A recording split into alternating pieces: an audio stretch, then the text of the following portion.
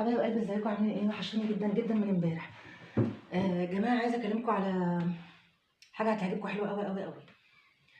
عايزه اكلمكم النهارده عن اقوى مرطب للبشره الدهنيه المايله للجفاف في الشتاء. تخيلوا دهنيه بتبقى جافه في الشتاء، اللي هي بشرتي. طبعا بشرتي دي بصراحه يعني كرهتني في حياتي بجد، يعني الحمد لله طبعا على كل شيء. بشرتي انا دهنيه جدا جدا في الصيف وبتعذبني بجد، وفي الشتاء بتبقى جافه جدا وناشفه جدا ومش لاقيه لها اي حل خالص. فجربت تقريبا 5000 كريم، ما جابش نتيجه الحمد لله. يعني سمعت ايه عن موندو ده؟ بقالي كتير، بقالي فتره بسمع عن موندو ده كتير قوي قوي قوي.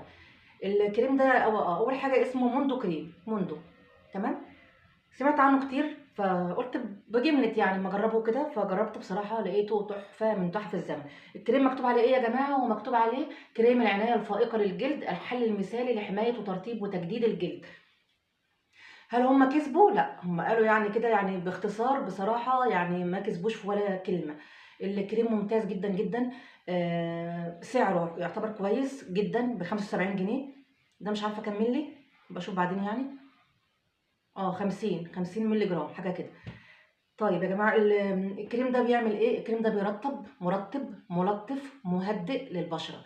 يعني مثلا لو انت عملتي سكين كير، مش يعني عناية، يعني مثلا عملت سكراب، عملت اي حاجة، وشك التهب لأي سبب، خرجت في الشمس، حصل لك اي حاجة، ده اصلا يعني دي وظيفته، بيرطب وبيهدي الجلد او تهيج الجلد والكلام ده. طيب غير كده، وفي الشتاء بيعمل لي ايه؟ انا بحطه يا جماعه. مثلا انا ليا برضو طريقه في ان انا احط الكريم ازاي. احطه ازاي؟ باجي مثلا بالليل قبل ما انام بساعه او باتنين، بغسل وشي كويس بالغسول بتاع اللي انا بحبه، الغسول. وبحط رشتين من هيالورونيك اسيد الغلابه. اروح اشوف في الفيديو، شوفوا في الفيديو.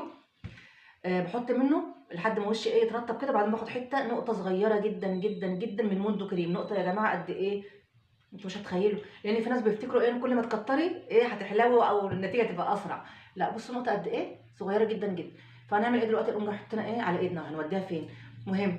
ساعات طب مش ساعات، ده انا كتير بستعمله لايدي يعني. بس ايه، انا بالنسبه لي كانت المشكله في بشرتي ان انا في الشتاء ما كنتش لاقي لها كريم، والله العظيم. يعني كنت اجيب لها كريم مثلا، شوفوا يا جماعه الترطيب، كنت اجيب لها كريم يطلع تقيل جدا جدا جدا، فيعمل لي على وشي كميه زيوت فظيعه الصبح، يا اما خفيف جدا ما رطبش، ما كنتش لاقي حاجه وسط زي ده.